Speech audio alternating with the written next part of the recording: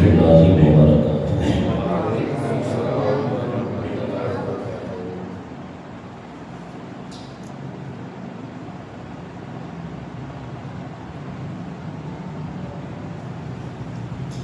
الحمدللہ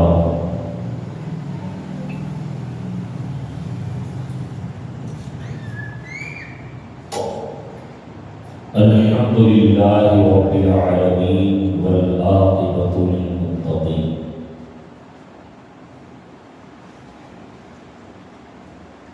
والصلاة والسلام علی من کان نبیا وآدم بین الماء والطین،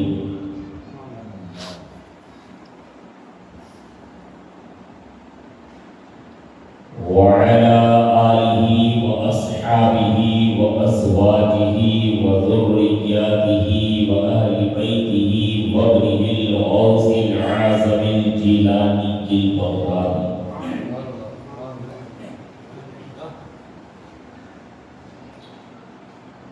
وعلى معلن الملة والدين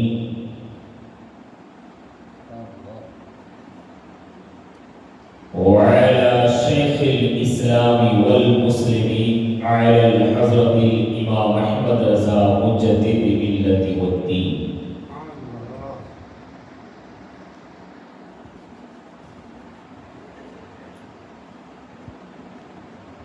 وعلى سائر الأولياء أجمعين، أما بعد.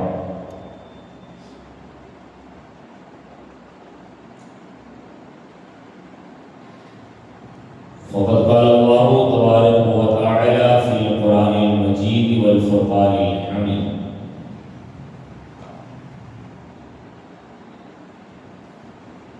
فأعوذ بالله من الشيطان الرجيم، بسم الله الرحمن الرحيم.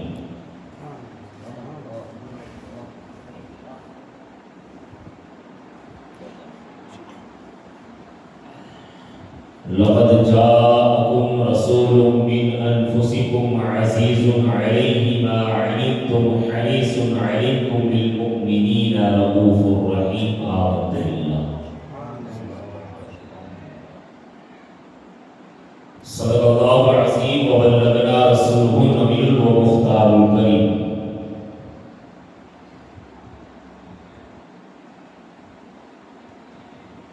ونحن على ذلك لمن الشاهدين والشاكرين والذاكرين والحمد لله رب العالمين.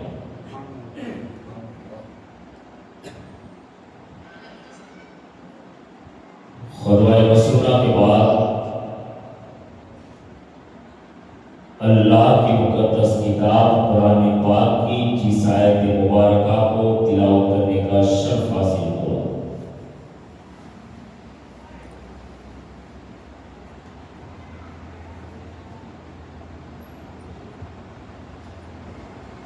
اس کے حوالے سے کچھ درگشائی سے پیش کر ہم اور آپ مل کر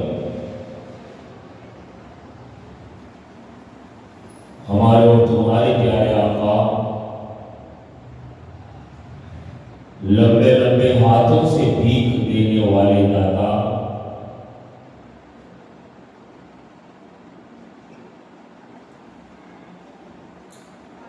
یتیموں کو سینے سے لگانے والے آقا، چھوٹوں پر دستے شفقت پھیرنے والے آقا، ابو جہل کی مٹھی میں کنکریوں کو کلمہ پڑھانے والے آقا، ڈوبے ہوئے سورج کو انگلی کے ایک اشارے سے واپس پلٹ دینے والے آقا، ہمارے اور تمہارے پیارے آقا جناب پاک محمد رسول اللہ ارواحنا فدا صلی اللہ تعالی علیہ وسلم کے دربار مبارک میں انتہائی عقیدت، محبت، ادب و احترام کے ساتھ باز بلند درود پاک کی ڈالی چھاؤ کریں اور پڑھیں اللہم صلی علی سیدنا محمد وبارک وسلم صلاۃ و سلام علیک یا رسول اللہ صلی اللہ علیہ وسلم. ایک مرتبہ اور باز بلند درود پاک پیش کریں اللہم صلی علی سیدنا محمد وبارک وسلم صلاۃ و سلام علیک یا رسول اللہ صلی اللہ ایک مرتبہ اور نبی اور آل نبی کی بارگاہ میں پاس درود پاک پیش کریں اللہم صلی وسلم مبارک علی سیدنا محمد طب القلوب دوائها وعافیت الابدان وشفائها ونور الابصار وضیائها وعلى آلہ وصحبہ دائما ابدا صلی اللہ تعالی علیہ وسلم۔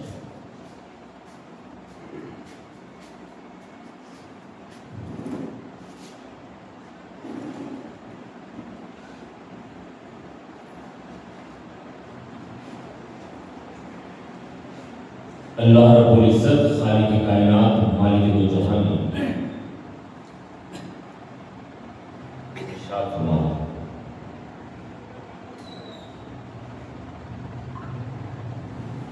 لقد جاءكم رسول من انفسكم عزيز عليه ما عنتم حريص عليكم بالمؤمنين رؤوف۔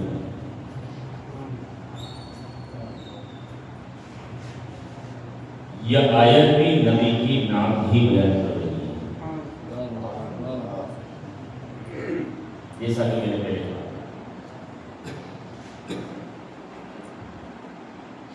کہ پورا قرآن نبی کی نعت میں آیا ہے۔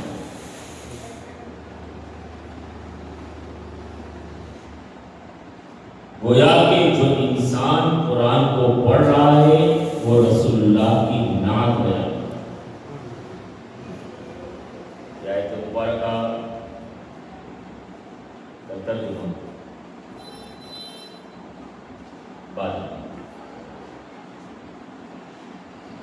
پہلے تو میں آپ کے سامنے یہ بات کرتا ہوں کہ آیت کیا ہے اور کیسے، اس آیت کی بات کروں، قرآن کی بات کروں جو میں نے کتابوں میں پڑھا، اپنے استاذوں سے پڑھا یا سنا، ہم نے خود نے جو کتابوں میں پڑھا، جب میں نے خود نے پڑھا تو میں خود سوچ میں پڑ گیا کہ یار اتنی آیت، لقد جاءکم رسول من انفسکم عزیز علیہ ما عنتم حریص علیکم بالمؤمنین رؤوف۔ دو لکھی آئے سے زیادہ، صرف اتنے حصے کی تلاوت کی عادت بنانے والے کی شان کیا ہوئی جانتے ہو؟ پوری تفصیل گفتگو آگے ابھی میں کمی کلمات آپ کے سامنے۔ اتنی آیت پڑھنے والے کو رسول اللہ کے دربار میں انٹری ملی۔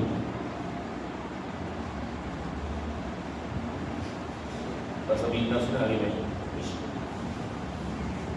لیکن ہم گفتگو کر رہے ہیں رسول اللہ کی سیرت کے حوالے سے۔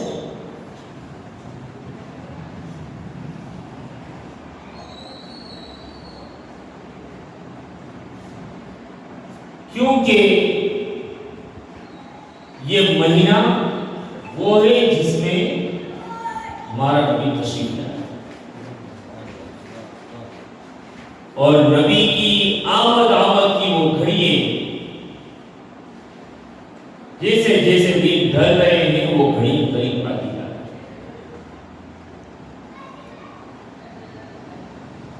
بڑے مقدر والے وہ لوگ جنہوں نے ان دنوں کا فائدہ اٹھا لیا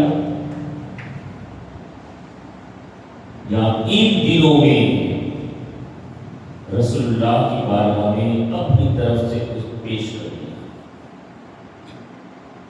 اور یہ 11-12 دن کا سلسلہ ہو گیا تو 12واں دن جب ہمارے درمیان آتا ہے پانی شب گزر اور صبح صادق کے مبارک لمحے، یہ کوئی یہ نہ کہے کہ مولانا طنز کر رہے ہیں یا مولانا کیا بولتے اس کو، مولانا شوق ہمارے یہ کوئی بھی شوق نہیں والا،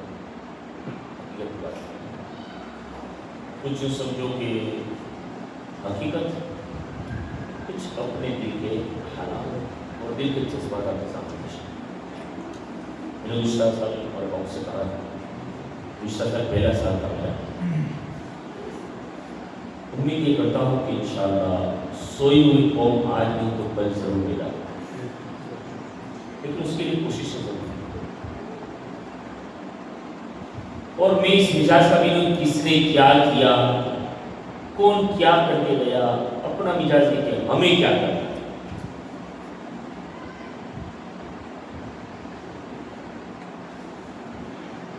کیونکہ یہ ہمارا نصیبہ ہوگا اگر ہم کچھ کریں گے، اور آنکھیں دیوارہ میں اگر ایک پتاکا نہ لگے یا ایسا ایک گنبد یا گولا نہ لگے یا ایک سریج یا ایک لیپ نہ لگے تو اس سے نبی کی عظمت میں کوئی فرق آنے والا نہیں۔ نبی کی شان میں کوئی کمی آنے والی نہیں، نبی کے ذکر میں کوئی فرق پڑنے والا نہیں، اس لیے کہ ہم اور آپ بول رہے ہیں نا۔ لیکن اللہ نے اپنے حبیب کو دنیا میں بھیجا تو بھیجنے کے ساتھ ہی اللہ نے ایک نہیں کئی ایک وعدے فرمائے، جیسے کہ میرے پہلے دوسرے بیان میں کہا تھا کہ اللہ نے فرمایا، سورہ ضحیٰ جب پڑھتے ہیں تو اس میں ایک آیت جو ہوتی ہے وَلَلْآخِرَةُ خَيْرٌ لَكَ مِنَ الْأُولَىٰ، اے محبوب تیری ہر اگلی گھڑی کو میں پچھلی گھڑی سے بہتر بناتا ہوا چلا جاؤں گا۔ کئی رب نے فرمایا وَرَفَعْنَا لَكَ ذِكْرَكَ، اے حبیب ہم نے تیرے لیے تیرے ذکر کو بلند فرما دیا ہے۔ جب اللہ گھڑیوں کو بہتر بناتا جائے، جب اللہ ذکر کو بلند کرتا جائے، تو پھر ہمارے جیسے دو چار یا ایک دیوارے گاؤں کے اگر لوگ نہ بنائیں تو نبی کی شان میں، نبی کے ذکر میں، نبی کی عظمت میں کیا فرق پڑ سکتا ہے؟ لیکن یوں کہوں تو غلط نہیں کہ یہ ہماری بدقسمتی ہوگی کہ ہم نبی کے لیے کچھ نہ کر سکیں، یا ہماری بدقسمتی۔ اس سے زیادہ خاص کر کے میرا نوجوان طبقہ اس سے زیادہ بھائی کہ اس سے نوجوان نہیں سب کوئی ان سے زیادہ ہوشیار ہے۔ ہم کو تو کیا آتا ہے، صرف مدرسہ پڑھانا، چھوٹوں کو پڑھانا، نماز پڑھانی، بس۔ انہوں کو کیا آتا ہے، ایسے مولوی کو آئے گی کیا ہے مولوی بھائی، وہی چھوٹوں کو پڑھانا اور فاتحہ درود کر دینا اور نماز پڑھا دینا، اس کے علاوہ مولوی کو کیا سکتا ہے؟ تو مجھ سے زیادہ ہوشیار ہے۔ تو آپ دیکھتے ہوں گے یہ سوشل میڈیا کا دور ہے، موبائل کے اندر دیکھتے ہیں نا، یہ بارو شریف کی 12 دن کی رنگت، سجاوٹیں، روشنییں، چراغان، آپ دیکھتے ہیں نا۔ تو کیا یہ لوگ جو کر رہے ہیں، کہیں تو پوری کی پوری سٹی سجا دی، کیا یہ سب کر رہے ہیں وہ پاگل ہے؟ پاگل ہے کیا ہو؟ کیا ان کو کسی سڑے ہوئے کتے نے ڈک مار لیا ہے؟ نہیں، وہ جانتے ہیں کہ قبر میں اندھیرا ہی اندھیرا ہے، وہاں روشنی کرنی ہے تو نبی کی میلاد پہ روشنی کرو۔ اگر ہم نبی کی میلاد کی خوشی میں، پیدائش کی خوشی میں ہم اپنے گھروں کو روشن کریں گے، نبی کی میلاد کی خوشی میں اللہ ہماری قبروں کو انشاءاللہ روشن فرما دے گا۔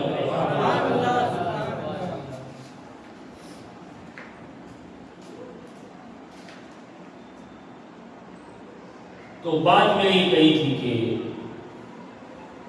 پھر بھی میں امید یہ کرتا ہوں، اور رب کا یہ فرمان ہے لا تقنطوا من رحمت اللہ۔ میرے پاس کوئی بھی آتا ہے نا دکھ درد لے کے، اکثر تھوڑی بہت بات میں ٹھیک ہے، ورنہ زیادہ اگر کلام ہوتا ہے، بات ہوتی ہے تو میں ایک ہی جملہ بولتا ہوں، بس لا تقنطوا من رحمت اللہ۔ اللہ کی ذات سے نا امید نہ ہوئے۔ ہم اپنی شادی بھاشا میں کہتے ہیں کہ رب کے یہاں دیر ہے اندھیر نہیں ہے، بس اسی امید لیجیے، آج نہیں تو کل ضرور میرا مولا نگاہ رحمت ضرور فرمائے۔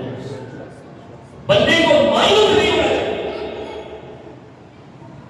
اور میری خود کی اپنی زندگی بہت ساری سیلاب ہے، بہت سیلاب ہے، اور دنیاوی معاملات، خاندانی معاملات، سماجی معاملات، اور دیگر سارے معاملات کو میں قریب 8 یا 9 سال کی عمر سے کھیل رہا ہوں اور ان چیزوں کو مطلب دیکھ رہا ہوں بڑی خوبی سے. اور آج جو ہر چیز کا میں فرق کر سکتا ہوں نا ان سونے والوں کے صدقے میں، تو سب سے بڑا ریزن یہ ہے کہ 8 یا 9 سال کی عمر سے میں ان ساری چیزوں کو دیکھ رہا ہوں. اور میں اپنے اکثر نوجوان بچوں کو کہتا ہوں کہ میرے عزیزوں، ذمہ داریوں والی زندگی جینا سیکھو.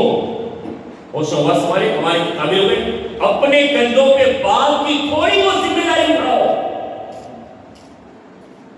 باپ نہیں چاہے گا کہ میرے باپ بیٹے کے اوپر ہو جائے، ماں نہیں چاہے گی کہ میرا بیٹا مایوس ہو جائے، وہ تو نہیں چاہے گی، لیکن ہمیں چاہیے کہ ہم ذمہ داری اٹھانے کے قابل بنے.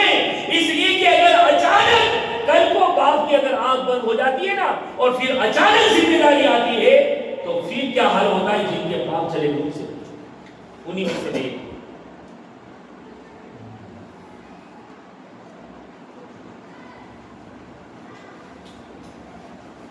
یہ 12 دن کے معاملات کی بات کر رہا ہے. تو میں کبھی نا امید نہیں ہوتا ہوں، یہ بھی یاد ہے بہت جلدی رب کی ذات سے امید ہوتا ہوں ہمیشہ. اور 2 پیر والے مانوں سے امید نہیں مت رکھو. وہ دے گا تو کیا دے گا بھائی. ہمارے سارے علماء اکثر جب دنیا داری کے اوپر کلام کرتے ہیں تو کہتے ہیں نا، اور ہر کوئی کہتا ہے. ایک مثال دے رہا ہوں میں، جو کہ میں تو میرے ماں باپ کا ایک ہی ہوں، تو میرے بھائی کی ایک مثال دے رہا ہوں. خدا نہ کرے اگر کل کو مجھ سے کوئی بھی حادثے کا شکار ہوتا ہوں اور میری فیملی کے اوپر، میری بیوی میرے بچوں کے اوپر کوئی معاملات جو بنتے ہیں اور میری کیفیت یہ ہوگی کہ میں بستر میں چلا گیا، اٹھنے کے قابل نہ رہا، تو میرا سگا بھائی بھی نا 2-5 دن بڑے 10 دن خبر دے گا. اور ماں کا پیٹ ہونے کی وجہ سے اگر تھوڑا درد ہے بھی اور تھوڑا زیادہ چلا ہے تو بیگم صاحب آگے نہیں بڑھے گی. بس مختصر اتنا جملہ رہے گا کہ بھائی کی بہنی نے بھائی کے بچوں کو پیچھے لگ جانے کا ہے، اپنے پیچھے نہیں ہے، ان کا پیچھے نہیں ہے. حالات ان حالات سے گزر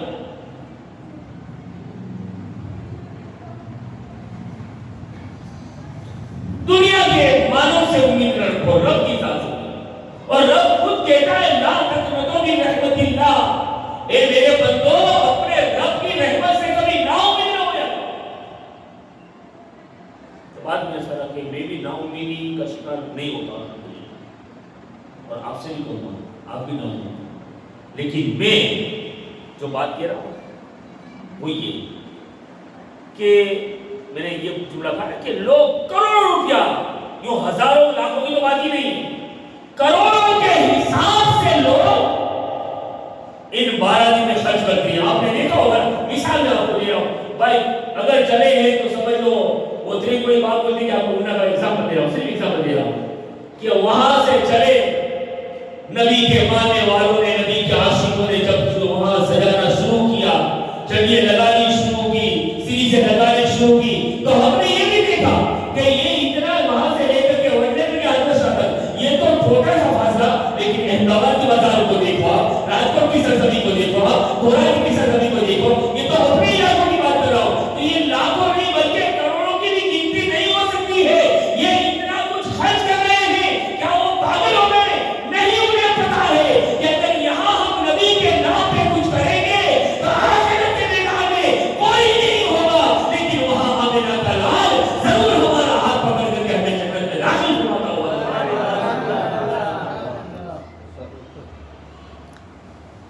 یہ ماحول ہر جگہ ہونا چاہیے. بات اصلی یہ کہ دل والا سے بے نا امید نہیں ہوں، لیکن مولویوں کی تو بھائی رزق کا سوال ہے. اس لیے کہ ماں عائشہ کی دعا ہے، ہاتھ میں مٹی اٹھا کر کے، جمعہ میں گھر میں 2 جمعہ پہلے میں نے کہا تھا، مٹی اٹھا کر کے ہوا میں اڑا دی اور اڑا کر کے کہا کہ مولا جیسے یہ مٹی میں نے اڑائی ایسی تو تیرے نبی کی امت کے علماء کے رزق اڑا. کوک نصیبدار ایسا مولوی ہوگا کہ جو جوانی میں آیا ہو اور اس کا جنازہ بھی حاصل ہو. اس سے مجھے کوئی شکایت نہیں ہے، لیکن یوں وہ کیا کہتے ہیں اپنی شادی باسا کے نا کہ بھائی مولانا کی تو بیچاروں کی یہ بھی روزی ہے، لیکن یہ ماں عائشہ کی دعا میں بھی کوئی راز رہا. تو آپ کے یہاں بھی علماء تو اپنے دل سے نہیں، عوام کی ذمہ داری ہے. اور میں یہ کہوں گا آپ سے کہ یہ 12ویں شریف میں جشن کرنا، روشنی کرنا، جھنڈے لگانا آج کے دور کے حساب سے تو سنیت کی سب سے بڑی پہچان بن گئی ہے، سب سے بڑی پہچان ہو گئی. لیکن گزشتہ سال کی بنسبت مجھے یہ لگ رہا ہے تو ہاں میں نے پہلے کہا کیا مشکل ہے، مجھے یہ لگ رہا ہے کہ گزشتہ سال کی بنسبت دیلواڑہ میں اس سال کچھ تھوڑی سی مجھے رونق نظر آ رہی ہے.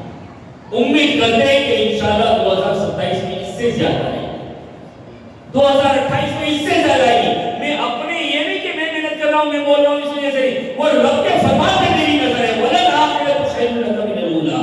ہر اگلی گھڑی پچھلی گھڑی سے بہتر ہوتی چلی آئے گی، لیکن اس کے لیے ضروری ہے کہ ہماری عوام اور لوگ جو نبی کا کلمہ پڑھتے ہیں، جو نبی کی محبت کے دعوے دار ہیں، جو نبی کو ماننے کا دعویٰ کر رہے ہیں، انہیں بھی چاہیے کہ وہ بھی روشنیوں کا خیال کرے، وہ بھی چراغوں کا خیال کرے، وہ بھی یہ ساری ڈیکوریشن کا خیال کرے. اس لیے کہ 2.10 کر رہے ہیں، پورے کام کی کی ذمہ داری نہیں، لیکن کم سے کم ہم اپنے گھر کے آنگن کی تو ذمہ داری اٹھا لیں.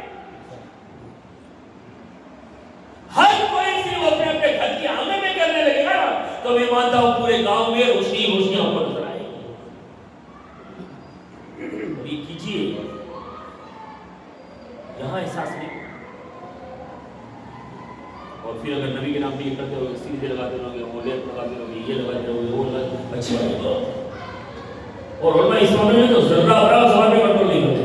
کرو بس کرو، اس لیے کہ ہمارے پاس سب سے بڑی سرٹیفکیٹ یہ ہے کہ جب حبیب پیدا ہوا تو انسان تو جہالت میں ڈوبا ہوا تھا نا. حبیب کیا ہے وہ کسی کو پتا بھی نہیں تھا نا. وہ اعلان نبوت کے بعد واقع ہوا، یا عہد جاہلیت میں رسول اللہ صلی اللہ تعالی علیہ وسلم کے سماج کے بیچ میں سوسائٹی میں قدم رکھے اس کے بعد. لیکن سرکار پیدا ہوئے تو کوئی یہ چیز کرنے والا نہیں تھا، لیکن پھر بھی نبی دنیا میں جلوہ گر ہوئے، پوری جنت کو دلہن بنا دی گئی. جب نبی دنیا کے اندر جلوہ گر ہوئے تو نہ جانے جہاں ضرورت تھی وہاں پرچم لگا دیے گئے. تو ہمارے پاس یہی سب سے بڑی سرٹیفکیٹ ہے کہ کسی انسان نے نہیں، بلکہ جب رسول اللہ پیدا ہوئے تو ڈیکوریشن جنت کے اندر اللہ نے کیا ہے، اور زمین کے اوپر جھنڈے بھی اللہ تبارک و تعالیٰ نے لگوائے. وہ نہیں کر رہے ہیں کہ جو کسی نے کہا، کسی مولوی نے کہا، ہم وہ کر رہے ہیں جو اللہ نے کیا ہے. اس سے بڑے طور پہ سرٹیفکیٹ اور سند کیا چاہیے؟ اور جب اللہ اس کے رسول کے ماننے والے ہیں تو پھر ہمارا فریضہ، ہماری ذمہ داری یہ بنے گی کہ جو اللہ نے کیا ہم کیا ہے وہ ہم کام کریں، کوشش کریں، اور انشاءاللہ دو قدم آگے بڑھیں گے تو پھر کم سے کم اتنی تو بیداری ہم پیدا کریں حالات کے اعتبار سے. اس لیے کہ ہم بھی اکثر پروگراموں وغیرہ میں جاتے ہیں تو جیسے ہی ہم انٹری ہوتے ہیں تو پتہ چل رہا ہے یہاں پہ مسلموں کے، یہاں پہ مسلمانوں کے گھر ہیں.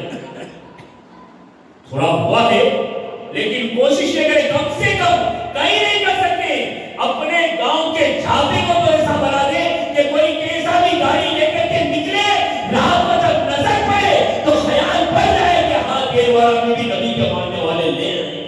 سبحان اللہ. یہ مقصد ہے، یہ کوشش ہو.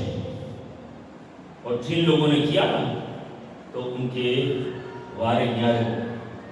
مصطفیٰ کی جب قدم نگاہ نبوت پڑ گئی ہے، رسول اللہ کی رحمت بڑی نظر پڑی ہے. تو بہرحال، اور جن لوگوں پہ سرکار کی نگاہ پڑی، جن لوگوں کو سرکار نے پسند فرما لیا، تو ان کی زندگی دیکھیں. ہم کو یہ سوچ کے جو شروع میں نے کہا کہ وہ نبی کی ساری فضیلتیں اپنی جگہ ہے، اس لیے کوئی شک نہیں ہے، لیکن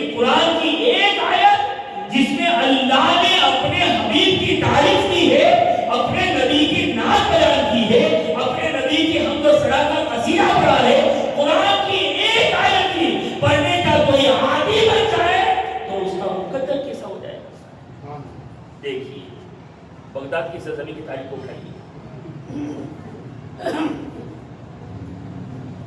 بغداد یہ آیت جو میں نے پڑھی نا اس کا ترجمہ نہیں بات ہے. لقد جاءکم رسول من انفسکم اور اس کے اس کو یاد صرف دو لکھی. لقد جاءکم رسول من انفسکم عزیز علیہ ما عنتم حریص علیکم بالمؤمنین رؤوف رحیم. ایک آیت یہ لمبی ایک آیت دو لکھی بڑھ بڑھ کے ڈھائی اس کا کرنٹ دیکھا. اور اس آیت کو پڑھنے کا بدلہ بغداد کے اندر ایک بہت بڑے بزرگ ہوئے حضرت شیخ شبلی.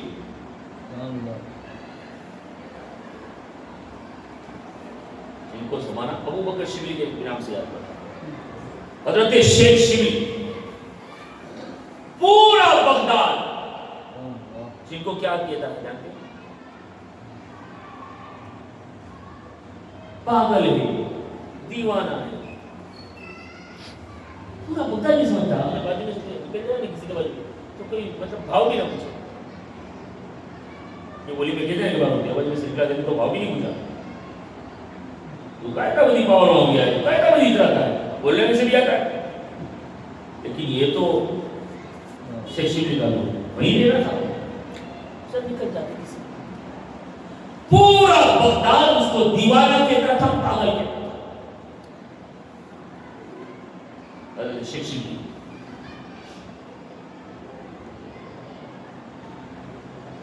اور اپنی مستی میں گھومتے رہتے. لیکن ذرا بتا دوں میں آپ کو, بہت بڑے پائے کے اور چوٹی کے بزرگ ہیں, اور حتیٰ کہ یہ کہ جن کا نام غوث پاک کے پیروں سے بھی اوپر ہے. مشائخین کبار میں سے ہو, بڑے لوگوں میں سے, لیکن پورا بغداد دیوانہ مستانہ پاگل نہ جانے کیسے کیا. پرسوں میں نے کہا تھا اب یہی حال ہوتا ہے, آنکھ والا تیری چوبن کا تماشا دیکھ رہے. آنکھیں تو چاہیے, وہ آنکھیں نہیں چاہیے. اب اصل میں وہ رسول اللہ کی محبت ایسی دل میں گالی آ گئی تھی اور خدا کا خوف ایسا تھا کہ وہ دنیا سے بے خبر ہو گئے تھے. مجذوبانہ کیفیت تھی جس کو اپنی بھاشا میں کہتے ہیں مستان. مستان. لیکن اتنا یاد رکھیے گا, میں نے 2 جمعہ تک کہا ہے, اتنا یاد رکھیے گا, ہر کوئی مستان نہیں ہوتا. آج تو من بدھی کے پیدا ہوتے ہیں تو اس کو بھی مستان. ہاں بھائی,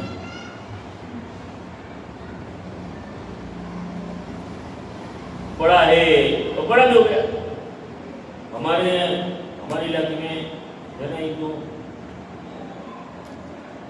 دھندا ہی کام دھندا کرتے نہیں, وہ سو من بدھی کا ہے کہا تو اس کو ابا ابا باپو ابا یوز کرتے پورا دن گلے کے اندر ہاتھ ناک رکشا والے تو پورا دن رکشا میں پھرا دیتے. اب میں سوچتا ہوں کہ اس کے پیڑی بچوں کو کیا ہوتا ہوگا. مجھے آج بھی دیکھیے اور سب کچھ کرتے ہیں وہ خیر, لیکن مستان جو ہوتے ہیں نا مجذوب, جو اللہ اور اس کے رسول کی یادوں میں دنیا سے بے خبر ہو جاتا ہے. تو ہم نے ان مستانوں کو دیکھا ہے کہ جب ان کو حاجت ہوتی ہے نا, ہم دیکھتے ہیں کہ وہ گیا جا کر کے بیٹھا, اور جب وہاں سے اٹھ کر کے واپس آیا ہم نے وہاں جا کے دیکھا تو ہم اس کی نجاست بھی نظر نہیں آتی.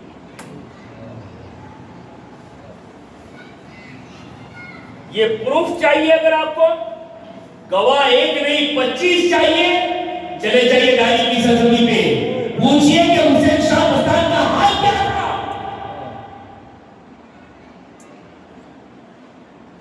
چلے جائیے اڈاری کی سرزمین پہ, ان لوگوں سے پوچھئے کہ تمہارے یہ بڑے پکے مکان جن کے 82-84 سے پہلے کی جو بلڈنگیں ہیں, ان سے پوچھئے کہ یہ تمہاری جو بلڈنگ ہے آج جو سلامت نظر آ رہی ہے اس کے بعد جگہ میں کیوں نہیں گئی؟ تمہارے یہاں دعوتیں آیا تو ہزار لیٹر کے تانے لے لیا، لیکن وہاں کسی کا چھٹ نہیں رہا۔ پوچھا گیا وہ چوریس کا وہاں تو دعوتے سے نہیں پیدا تھا نے، آخر تمہارے مکان کیسے بن گئے؟ آج وہاں بھی ہے، پھر بھی کہتے ہیں کہ اگر یہ مکان بچے ہیں تو حسین شاہ مستان کی ایک چیز کی بدولت بچے ہوتے ہیں۔ یہ مستوں کی کیفیت ہوتی ہے، کیا سمجھتے ہیں مستانوں کو، لیکن حقیقی مست ہونا بھی چاہیے۔ ہر من بدھی کا ہوتا ہے، وہ مجذوب نہیں ہوتا ہے۔ ان کی کیفیت یہ ہوتی ہے، ان کی نجاست سے بڑا احتیاط رہتا ہے۔ ان سارے مگر اسلام کے خلاف ہو تو بھی کھڑے نہیں ہوتے، اسلام کے خلاف زبان سے ایک حرف نہیں نکالتے، اور وہ مطلب کہ جیت بھی ہوں گے اپنی حساب سے کہ آدھا ولیوں کی شامل نہیں کر سکتے، آپ کو سمجھانے کے لیے کہ آدھا پاگل ہوتا ہے پورے باغ کا پاگل، یہ کیفیت ہوتی ہے ان کو، مطلب وہ اپنے حال میں لیتے ہیں۔ اور ابھی تو ایسے بھی اپنے مستان دیکھے، 3 ٹائم کھاتے ہیں 5 ٹائم جاتے ہیں، کچھ اگر مستان ہے 3 ٹائم کھاتا ہے 5 ٹائم جاتا ہے، 1 ٹائم کی نماز پڑھتا نہیں، بولے مستان ہے۔ مجذوب وہ ہوتا ہے کہ جو ان گندگیوں سے بھی بڑا دور رہا ہوتا ہے۔ یہ بات ہو رہی کہ پھٹے پرانے کپڑے اور میلے کچیلے کپڑے ہوتے، اور سب سے بڑی بات یہ، اگر دیکھنے سے تمہیں لگے کہ 6 مہینے سے اس نے نہایا نہیں ہے، لیکن پھر بھی اس کے بغل میں جا کے بیٹھو گے تو بدبو نہیں بلکہ وہ مطلب کہ میلے کپڑوں میں سے بھی تمہیں خوشبو آتی ہے۔ یہ ان کی کیفیت ہوتی ہے۔ ہر کوئی ہیرا گیرا نتھو کھیرا تھوڑے کہ مستان بن جاتا ہے، اور آپ کو یہ بھی خیال لینا چاہیے کہ مستان جو ہوتا ہے نا مجذوب، وہ ولایت کی منزلوں میں بڑے اونچے مقام پہ ہوا کرتا ہے۔ ولایت میں بھی اللہ نے جو اسٹیپ رکھے نا ان میں اونچے اسٹیپ کے مقام پہ ہوتا ہے وہ۔ تو یہ میں بات کر رہا تھا شیخ شبلی کی ایک جگہ اور دے تو حسین شاہ مستان سے چلے، ٹھیک ہے، وہ وہاں سے تھوڑا آگے آپ کو میں نے شاید کئی لوگوں سے میں نے بات کی گئی، ہمارے بڑوں سے، کچھ ذمہ داروں سے میں نے بات کی گئی، میرے کچھ نوجوانوں سے بات کی کہ ایک ہوتا ملاقات دو، میرا تو بچپن ان کے قدموں میں گزرا ہے، آج بھی حیات پٹن میں گزرا ہے، آج بھی حیات واڑی کے چاند کھدال کے دربار میں جب جائیں گے تو اس سے پہلے وہ جگہ آئے گی۔ آج لڑکیوں کا بہت بڑا ادارہ جامعہ فتح پورا اس کے بغل میں ہو گیا ہے، وہاں دیکھیے آپ دیکھیے ان کی حالت۔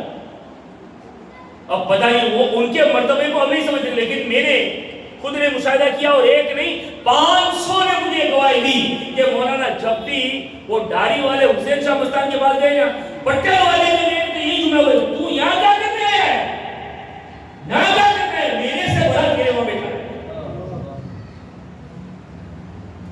یہ لوگ ہوتے ہیں، اور یہ اس چیز کا چشمدید گواہ میں ہوں۔ آج بھی ان کے چھوٹے بھائی حافظ رفیق صاحب، یہ ان لوگوں کے گھروں کی مطلب کہ وہ ہوتی ہے کہ برکت رہتی ہے، اور خدا کسی کو کہیں بھی اپنے مقبول بندوں کو کہیں بھی پال لیتا ہے۔ آپ کو بڑا تعجب ہوگا، بڑا تعجب ہوگا آپ کو کہ یہ دوستان ہے نا پٹن میں حیاتی،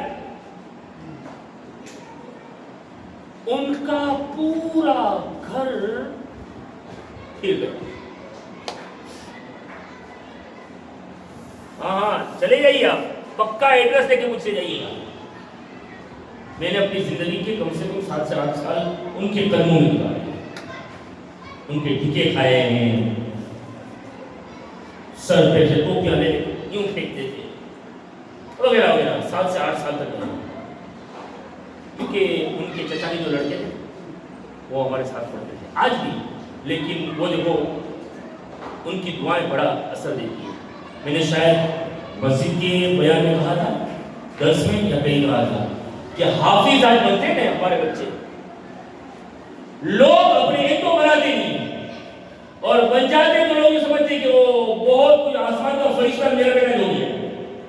جب بات کریں گے دینا چاہیے، عزت کے ساتھ بتانا چاہیے، لیکن ماں باپ کی یہ ذمہ داری ہے کہ اپنی اولاد کو یہ تاکید کرے کہ خیال رہے قرآن جو سینے میں اتارا ہے وہ نکل لینا ہونا ہے، قرآن کو سنبھالیں۔ ورنہ ایک قول میں نے پڑھا ہے کہ جو حافظ قرآن حافظ ہو گیا، قرآن حفظ کر لیا اور پھر بھول گیا، تو قیامت کے دن آنکھوں سے اندھا بنا کے اٹھایا جائے گا۔ اللہ کا کلام اس کی قدر کرنی ہوتی ہے۔ اور وہ جو بچہ حافظ قرآن بنا 2 سال تو پھر تیسرے سال اگر رمضان میں مصلی پہ کھڑے رہ کے قرآن نہ سنایا تو اس کا قرآن پھر وہ 2 پارے 3 پارے آہستہ آہستہ وہ بھولنے لگے گا، اور پھر حال یہ ہو جائے گا کہ وہ 30 پارے کا حافظ قرآن ہوگا، لیکن رمضان میں تم دیکھو گے وہ مصلی پہ کھڑ کے کھڑا ہے کہ اللہ سے پڑھ پڑا ہوگا۔ کیوں؟ قرآن کی قدر نہیں۔ لیکن اور حافظ کے لیے ضروری روزانہ پڑھتا ہے، تلاوت کرتا ہے۔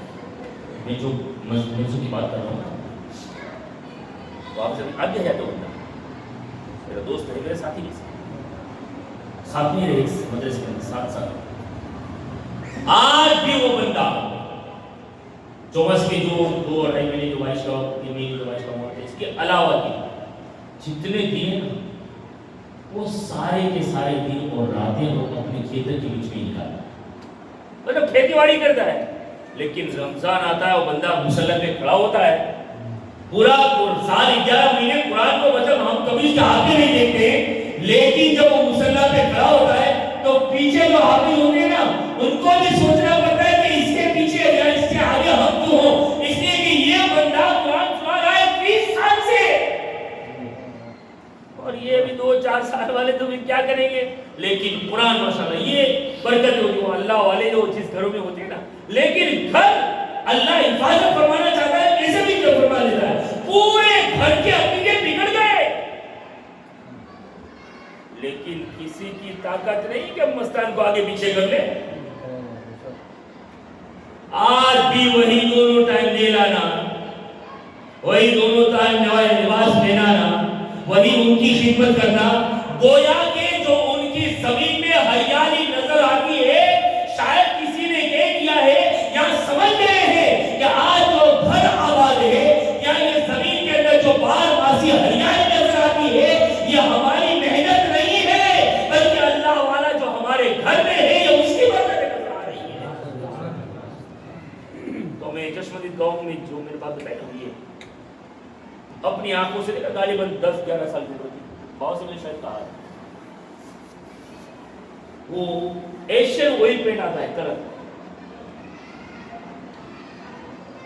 کلر یہ کیا ہوتا ہے وہ پتا ہے نا، لیکن یہ لوگ جنہوں نے اپنے رب سے لو لگائی نا، ہم نے دیکھا بس ٹیک رہے تھے، دیکھتے ہاں، وہ جب اپنی وجدانی کیفیت میں آ جائے تو پھر جو بیچ میں آیا وہ بھی گیا بھائی، ان کی وہ کیفیتیں الگ ہوا کرتی ہیں نا، تو وہ اپنی کچھ رنگ میں آئے، کیا تھا اللہ کے ہم کھیلے تھے 10-11 سال کے تھے، اور 4 ہم لوگ ہوتے تعلیم کے تھے، وہی ایک چاچا کے لڑکے نے یہ میں، اب وہ اپنی کیفیت میں آئے اور دوڑ کر کے گھر کے اوسری کے کونے میں 20 لیٹر کا ایشین آئل پینٹ کا جو کلر کا ڈبہ تھا، 20 لیٹر ٹانکی، وہ پوری کے پوری لے کے کھڑے کی بس پھر وہ اپنی تھوڑی دیر اپنی حالت میں آ گئے، آگے ہمارے ساتھ چل رہے تھے، کسی کی طاقت 10 گرام تو اتر دیو،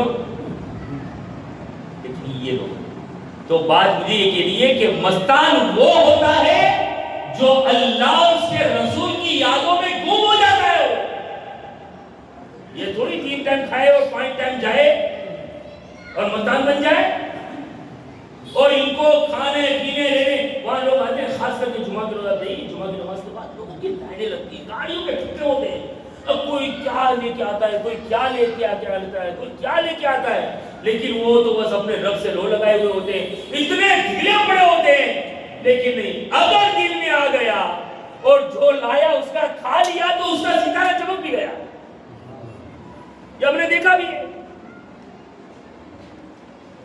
کہ ان لوگوں کی تو انہی جماعت میں سے ایک بات اصل جو میں کہہ رہا تھا وہ یہ کہ شیخ شبلی لوگ کہہ رہے تھے کہ دیوانہ ہے، پاگل ہے، گیلا ہے، گانڈا ہے اپنی بھاشا کے اندر.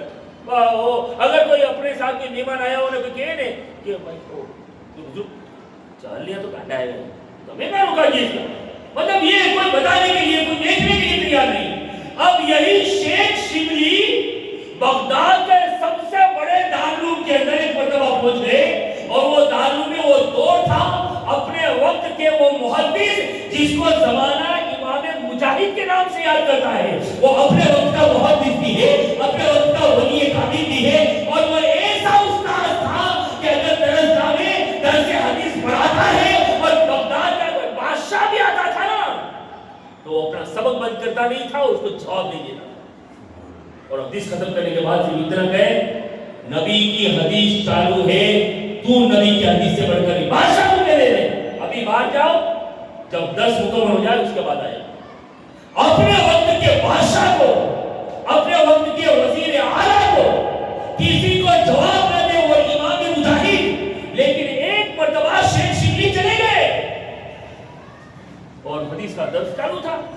جیسے شیخ شبلی گئے ان کی کلاس میں جیسے انٹر ہوئے امام مجاہد فوراً کھڑے ہو گئے اور کھڑے ہو کر کے ان کی پیشانی کو چوما، ان کے ہاتھ کو چوما، اپنے سینے سے لگایا اور اپنی جو گالی تھی نا اس گالی کے اوپر بٹھایا. ان کے پاس حدیث پڑھنے والے بچے بڑے بڑے تھے، وہ سوچتے ہیں کہ ہمارا استاد بھی کس بھی جاتا ہے کہ بڑا بڑا بادشاہ آتا ہے کسی کو جواب نہیں دیتا ہے اور یہاں ایک مطلب کہ کیا بولتے دیوانہ آ گیا ہے، ایک مستان آ گیا ہے تو اس کی عزت کے لیے کھڑے ہو گئے، اس کے ہاتھ چومنے لگے، اس کو سینے سے لگانے لگے اور اس کے ساتھ باتیں کرنے لگے اور وہ بھی ادب کے ساتھ جھکائے ہوئے باتیں کر رہے ہیں، نظروں سے نظریں بھی نہیں ملاتے. آخر ہمارے استاد کو ہو کیا گیا ہے؟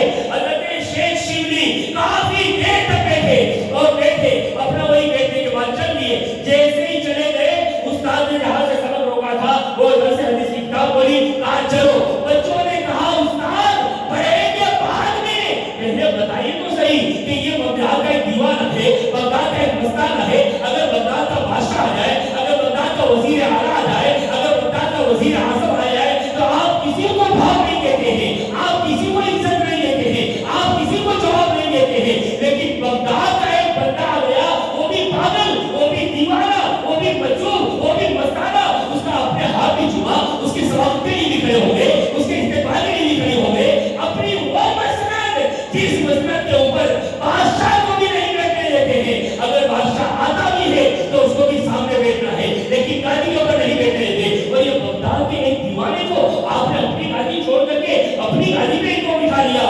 حضور آخر معاملہ کیا ہے؟ یہ معاملہ سمجھ میں نہیں آیا.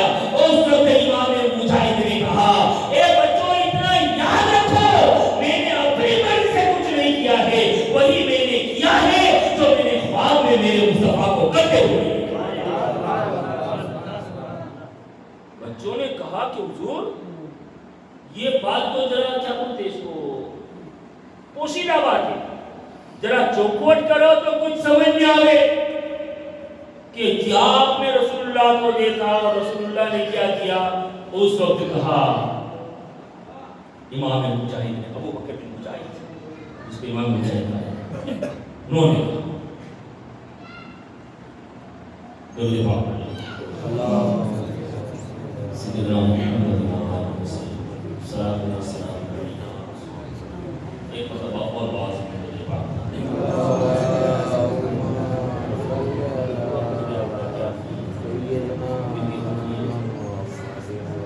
اللهم صل على سيدنا محمد وبارك وسلم. صلاة والسلام عليك يا رسول الله صلى الله عليه وسلم.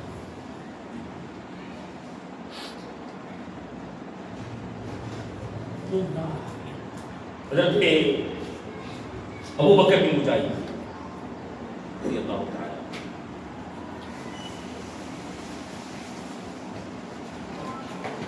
تو بچوں نے پوچھا کہ حضرت یہ بات ڈکی چکی ہے، کھولے تو پتا چلے نہیں. آپ نے فرمایا سننا چاہتے ہو سنو، سنو میرا یہ معمول ہے رات کو 10 بجے اٹھانے کے بعد نفل نمازیں پڑھ اور نفل نمازیں پڑھ کر کے بستر پہ جانا اور باؤ سے درود پڑھتے سو جانا. ایک مرتبہ نفل پڑھ لینے کے بعد اپنے بستر پہ گیا, سو گیا, آنکھیں سو گئی, دن بیدار ہو گیا. تو میں نے خواب دیکھا, اور میں نے خواب میں کیا دیکھا کہ ایک تخت لگائے, اس تخت کے اوپر آمینہ کے لال مدینے کے سلطان تشریف فرما ہوئے ہیں. ایک طرف صحابہ کی جماعتیں, ایک طرف کچھ بزرگوں کی جماعتیں, اور یہ کے بعد دیگرے, یہ کے بعد دیگرے, یہ کے بعد دیگرے رسول اللہ کی بارگاہ میں آتے ہیں لوگ, اور رسول اللہ کے قدموں کا بوسہ لیتے ہیں, رسول اللہ کے ہاتھ کا بوسہ لیتے ہیں, یا زیادہ تر قدموں کا بوسہ لیتے ہیں, اور وہ اپنی جگہ جا کے بیٹھ جاتے ہیں. ایک ادھر میں بھی گیا اس محفل میں, اور میں بھی ایک طرف رسول اللہ کے قدموں کا بوسہ لے کر کے میں بھی ایک طرف بیٹھ گیا. تھوڑی دیر ہوئی تو میں نے دیکھا کہ اسی دربار کے اندر دروازے کی طرف سے وہ جس کو زمانہ, جس کو پاگل کہتا ہے, جس کو دیوانہ کہتا ہے, حضرت شیخ شبلی, وہ فوراً دروازے کے اندر داخل ہوئے. ابھی کوئی آتا ہے تو رسول اللہ کے قدموں کا بوسہ دیتا ہے اور بوسہ دے کر کے بیٹھ جاتا ہے. لیکن جیسے حضرت شیخ شبلی داخل ہوئے, میں نے کیا دیکھا کہ رسول اللہ کھڑے ہو گئے ہیں, اور رسول اللہ صلی اللہ علیہ وسلم کھڑے ہوئے, اور سرکار نے شیخ شبلی کو اپنی طرف لیا اور اپنے قریب لے کر کے اس کی پیشانی کو چوما, اور پیشانی کو چوم کر کے اپنے سینے سے لگایا, اور سینے سے لگا لینے کے بعد پھر جب وہ بیٹھ گئے ایک طرف تو انہوں نے قدموں کا بوسہ لیا. رسول اللہ کے قدم شیخ شبلی نے چومے اور ایک طرف بیٹھ گئے. مجھ سے رہا نہ گیا, میں نے حالت خواب ہوئے اور بیٹھے بیٹھے پوچھ لیا, یا رسول اللہ, یہ شیخ شبلی جس کو بتاتے ہیں پاگل کہتے ہیں, دیوانہ کہتے ہیں, یہ آپ کی بارگاہ کا منظور ہے, یا آپ کی بارگاہ کا اتنا پسندیدہ ہے؟ تو اس وقت رسول اللہ, اب یہاں امام مجاہد فرماتے ہیں, اس وقت رسول اللہ نے فرمایا, اے ابو بکر, اے ابو بکر, اس وقت فرمایا, اے ابو بکر ابن مجاہد, سنو, یہ میری بارگاہ کا بڑا مقبول ہے, یہ میری بارگاہ کا بڑا پسندیدہ ہے. آپ فرماتے ہیں میں نے پوچھا, حضور یہ اس مقام پہ کیسے پہنچ گئے, اور ان کا مقام اتنا بلند کیوں ہو گیا, آپ اتنے راضی کیوں ہو گئے؟ تو اس وقت رسول اللہ نے فرمایا, اگرچہ یہ پورا دین اللہ اس کی رسول کی محبت میں دیوانے کی طرح گھومتا ہے, لیکن ایک ادا اس کی بڑی پسند آتی ہے. وہ جب رات کو سونے کی تیاری کرتا ہے تو سونے سے پہلے جب بستر پہ وہ جاتا ہے تو بستر پہ جاتے جاتے پہلے مجھ پہ درود و سلام کرتا ہے, الصلاۃ والسلام علیک یا رسول اللہ, الصلاۃ والسلام علیک یا حبیب اللہ, اور اس کے بعد یہ آیت, لقد جاءکم رسول من انفسکم عزیز علیہ ما عنتم حریص علیکم بالمؤمنین رؤوف رحیم, یہ پوری آیت کی تلاوت کرتے کرتے سو جاتا ہے. اس کی ادا مجھے یہ پسند آ گئی, اس لیے میں نے اس کو اپنی بارگاہ کے اندر یہ مقام عطا کیا. ایک آیت نے ایک دیوانے کو کہاں سے کہاں پہنچا. سنیوں, اپنی قدر کرو, یہ مت سمجھو اور یہ مت سوچو کہ یہ تو مولانا لوگ بول دیتے ہیں. اگر کچھ نہ کیا نا نبی کے لیے تو مرنے کے بعد افسوس ہوگا, اور وہاں کا افسوس کچھ کام آنے والا, کچھ کام آنے والا نہیں. اس لیے کہ ہم اس نبی کے غلام ہو رہے بنے ہیں کہ جس نبی کی شان یہ ہے کہ ساری چیزیں. ایک بات بتاؤں کہ رسول اللہ کو قرآن نے, ہم نے کبھی رسول اللہ کو پڑھا تو کہیں یاسین کے خطاب سے پڑھا, تو کہیں یاد المزمل کے خطاب سے پڑھا, کہیں یاد المدثر کے خطاب سے پڑھا, لیکن میرے نبی کا ایک لقب امی بھی رکھا گیا ہے. امی کے دو معنی ہوتے ہیں. ایک معنی یہ کہ امی اس لیے کہا جاتا ہے کہ مکہ کے اتنے ناموں میں سے ایک نام ام القرى ہے,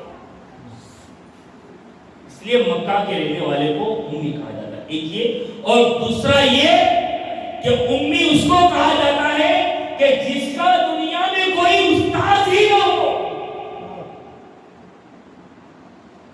اور وہ کوئی نہیں ہے, وہ صرف میرے نبی کی ذات ہے. کسی سے نہیں پڑھا, کسی نے آپ کو نہیں پڑھایا, کسی سے پڑھا نہیں, اور ان کا استاد ان کو ڈائریکٹ رب نے پڑھایا. کیونکہ حبیب کو جب بھیجا ہے تو پوری دنیا نے اپنی ذات کے بعد سب سے بلند و بالا مقام اپنے حبیب کو دے کر کے بھیجا. تو اللہ کی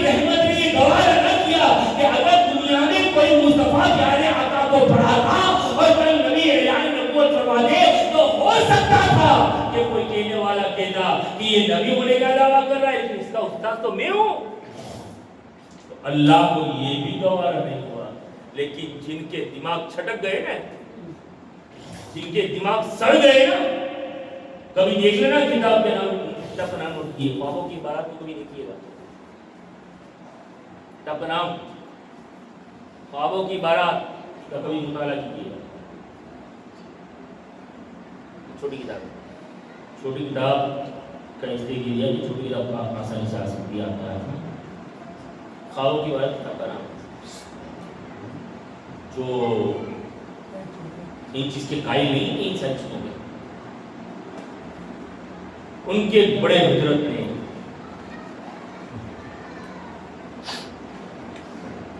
خواب دیکھا, او رسول اللہ دارالعلوم دیوبند میں آئے. تو پھر اپنے پیر صاحب سے پوچھا. پیر صاحب نے کہا کہ ہاں یہ تمہارا خواب سچا ہے. کیوں؟ بولے نبی صاحب تو عرب کے ہیں نا, ان کو اردو نہیں آتی تھی تو اردو سیکھنے کے لیے دیوبند میں آئے ہوئے.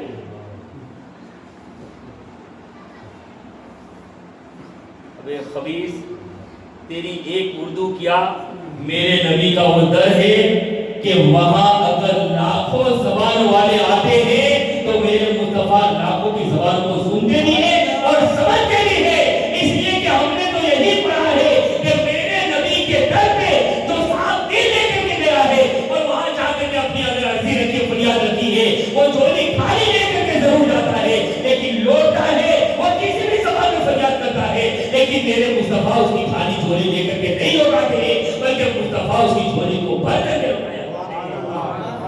اور تم کہتا ہے کہ اردو سیکھنے کے لیے آ گئے. ہاں بھائی, یہ ہے سب بھائی دنیا کے حالات. اس لیے میں نے پہلے ہی کہا نا کہ ایمان کی فکر کرو, بس اس سے زیادہ کچھ نہیں. لیکن ایمان کی فکر کے لیے یہ آخری پوائنٹ دیتا ہوں.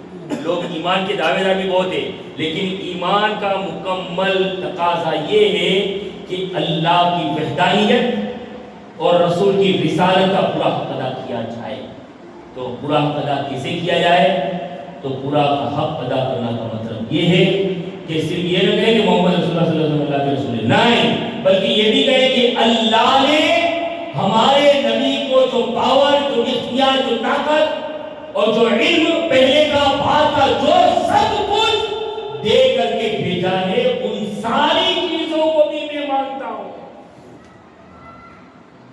یہ مت کہنا کہ ہمارے نبی, نہ یوں بھی کہو کہ محمد صلی اللہ علیہ وسلم ہمارے دستگیر ہے, محمد صلی اللہ علیہ وسلم ہمارے مددگار ہیں. جب بھی ہم پر تکلیف پڑے ہم دیلوارہ کے مدرسے میں بیٹھ کر کے صرف اتنا کہتے یا رسول اللہ, اگر اتنا ہی کہہ دیتے ہیں تو میرے آقا مدینہ میں رہ کر کے دیلوارہ میں ہماری مدد فرماتے ہوئے نظر آ رہے ہیں. یہ عقیدے کے باب میں یہ ہے. ہاں صرف لا الہ الا اللہ صلی اللہ علیہ وسلم, اگر وہ لا الہ الا اللہ صلی اللہ علیہ وسلم سکھنے سے اگر مسلمان ہو جاتے تو آپ نے اسے میں نے کہا پہلے آپ کیا لوگ ہیں تو کہیں دیکھا ہے آپ نے پہلے وہ شنکراچاریہ کا بھاشن دیکھا تھا آپ نے پہلے کچھ ٹائم پہلے ویڈیو نکلا تھا, یا وہ تلوار یوں کھڑی رکھ کر کے کرسی پر بیٹھ کر کے بھاشن دیتا ہے, سناتن دھرم بھی یہ مانتا ہے, اسلام صحیح ہے, میں بھی کہتا ہوں لا الہ الا اللہ محمد رسول اللہ, لا الہ, تو اسے پڑھ لیا تو اسے دن مرتبہ, تو کیا مسلمان ہونے کا سرٹیفکیٹ دو؟ نہیں, جب تک نبی کے اختیار کو نہیں مانو گے تب تک تم ایمان کا حق ادا نہیں کر سکو گے. تو ضرورت ہے اس چیز کی, بڑا پرفتن دور ہے. اور اے لوگوں, اے نبی کی محفل میں آنے والوں, اگر اپنی اولاد کے ایمان کو بچانا ہے تو ابھی سے اپنی اولاد کو یہ کہو بیٹا جا یہ پیسے لے, وہاں سے 2 جھنڈے لے کر کے اپنی اگاسی پہ لگا دے. اس لیے کہ ہمارا نبی جب پیدا ہوا تھا تو اللہ نے فرشتوں کو کہہ کر کے لگوایا تھا, ہم اپنی مرضی سے نہیں لگاتے ہیں. ہمارے نبی پیدا ہوئے تھے تو اللہ نے بچن لگوائے. اپنے بچوں کا بھی سے تربیت کرو اور اس کے ساتھ ساتھ پھر اپنے بچوں کو جہاں تم اسکولوں کے اور ٹیوشنوں کے معاملات میں توجہ دیتے ہو, اسی طریقے سے ساتھ ساتھ اپنے بچوں کی ضرورت ہے. ہم یہ نہیں کہتے کہ حافظ بناؤ, قاری بناؤ, عالم بناؤ, مفتی بناؤ, اللہ وہاں بناؤ, فہامہ بناؤ, کہامہ بناؤ. یہ نہیں کہتے. ضرورت کے حساب سے پڑھاؤ اپنے بچوں کو. ورنہ آج جو بچے جا رہے ہیں نا ایمان کو خراب کر کے, وہ صرف نماز کے نام پہ جا رہے ہیں, صرف نماز کے نام پہ جا رہے ہیں. اور کیا ہے کیا بتائیے آپ. کوشش کیجیے اپنی اولاد کو اور کسی سند یافتہ, کسی سرٹیفکیٹ والے عالم یا قاری کے پاس اپنے بچوں کو, اور بچے اور بچیوں سب کی بات کر رہا ہوں. میں نے 2.5 سال میرا یہ مطلب یہ ذہن ہے, کام کو اپنی ذات سے کسی کو فائدہ ہونے کی کوشش اور کرنی چاہیے. اس لیے کہ دنیا میں 2 پیڑ والا مارو کوئی اجر نہیں دے گا, کہ قیامت کے میرا مولا ضرور اجر عطا فرمائے. لیکن محنت کرو گے تو دنیا میں رائے گا بھی نہیں جائے گا, بیکار بھی نہیں جائے گا. اللہ آپ کی عزت میں 4 چاند لگاتا جائے گا. محنت بیکار نہیں جاتی. اور رسول اللہ کا فرمان ہے من جدہ فوجدہ, جو کوشش کرتا ہے وہ کامیاب ہوتا ہے. اب ہمارے بھائی کو حال یہ نہیں کہ بغیر کوشش کے تیار پہ بیٹھ جانا, یہ تو مشکل ہے.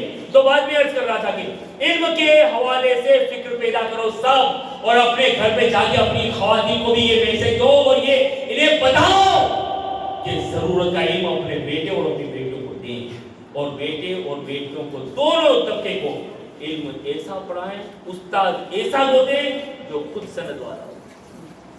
آپ کے دلواڑہ میں کچھ حالات بدلنے کی کئی وجوہات ہیں, ان میں سے ایک وجہ یہ تھی کہ آج ہمارے دلواڑہ میں گھر گھر مدرسے کھل گئے. برا مت لگائے گا, بڑے ہاتھ جوڑ کے بولو, گھر گھر مدرسے کھلے ہوئے ہیں. اور گھر گھر پڑھانے والے کتنے بھی پڑھائیں, لیکن وہ گھر رسول اللہ کا گھر نہیں ہے, یہ مدرسہ رسول اللہ کا گھر ہے. اور جب مدرسے میں بچہ پڑھتا ہے تو علم میں لکھا جاتا ہے, نہ کہ گھر پڑھنے سے لکھا جاتا ہے. کوشش کرو اپنی بچیوں کو اور اپنے بچوں کو مدرسے کی راہ بتائیں. میرے گوشت جیسا گوشت بھی مدرسے میں گیا, ورنہ جبکہ وہ تو پیدائش ولی تھا نا, پیدائش. اور ماں اتنی بڑی متقی پرہیزگار, مطلب یوں کہوں کہ عالمہ فاضلہ سب کچھ, کیا ماں نہیں پڑھا سکتی تھی؟ موسیٰ صالح جنگی دوست اتنے بڑے عالم اتنے بڑے ولی نہیں پڑھا سکتے تھے, لیکن غوث پاک کو مدرسہ بھیج کر کے غوث پاک کے ماننے والوں کو یہ میسج دیا ہے کہ بیٹوں کی استاد کی ایک تو لڑنے کی مار کی وجہ سے یا تھوڑی پھٹکار کی وجہ سے گھر کے ان کو گھر کے اندر سیوائیں نہ بٹھا دو, بلکہ اپنے بچوں کو مدرسے کا راستہ بتاؤ. اس لیے کہ بچوں اور بچیوں کو جو علم مدرسوں سے ملے گا وہ گھروں سے ملنے والا نہیں ہے. اور ایسوں سے پڑھاؤ, یہ ایسوں سے پڑھاؤ جو سرٹیفکیٹ اپنے پاس رکھتی. ابھی تو حال یہ ہے, میں کسی کے ایپ کھولے نہیں بیٹھا ہوں, لیکن درد ہوتا ہے کہ قوم کا حال کیا ہے. کچھ جگہ پہ سورۃ الاعوذ باللہ من الناس کی صورت پڑھتی ہے نا, تو اتنی غلط صورت پڑھتی ہے کہ مت پوچھیے. اتنی غلط صورت پڑھی ہے فاتحہ کے اندر, قل اعوذ برب الناس مالک الناس, یا استغفر اللہ. قرآن کی اتنی دیر تھی, کیا تمہاری آبادی میں پڑھی لکھی بچی ہے نہیں؟ تو کوشش کیجیے اپنے آنے والی نسلوں کے حوالے سے ان کی ایمان کی بھی فکر کیجیے. پڑھاؤ, میں انکار نہیں کرتا ہوں, اگر وہ گھر میں سے پڑھانے والی پڑھائے, لیکن پہلے دیکھو کہ وہ سے آتا ہے تو سیک پڑھتی ہے یا صاف پڑھتی ہے. جب آپ کے بچے کو پڑھاتی ہے پڑھانے والی یا پڑھانے والا, تو اس وقت سینت کہتا ہے یا شین کہتا ہے.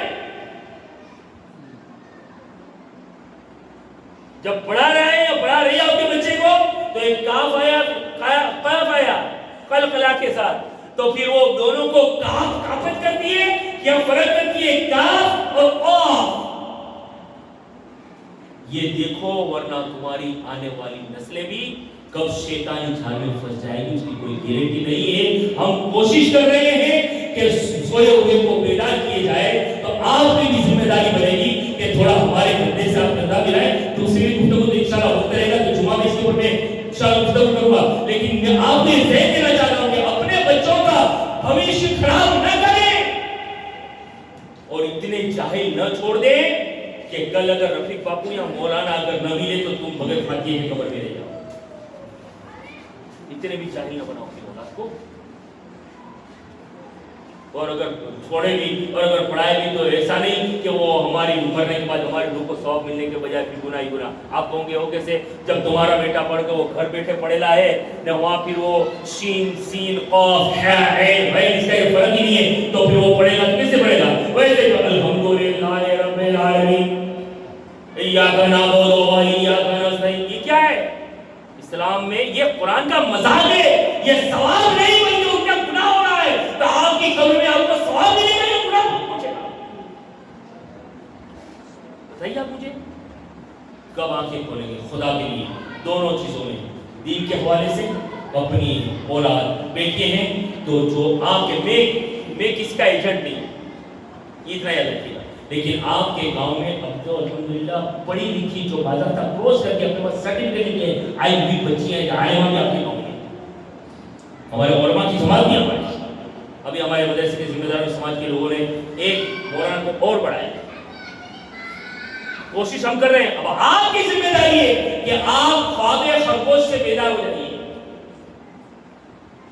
سستے کی طرف سوئے نا، ذرا بیداری پیدا کیجیے. اپنی اور دوسری بات اپنی اولاد کی ایمان کے حوالے سے فکر کیجیے. تو ایمان کے حوالے سے فکر کیا ہوگی؟ یہی فکر کرو کہ باغی شریف جب آئے اپنے بچوں کو بیٹا سیرے لگائیں گے،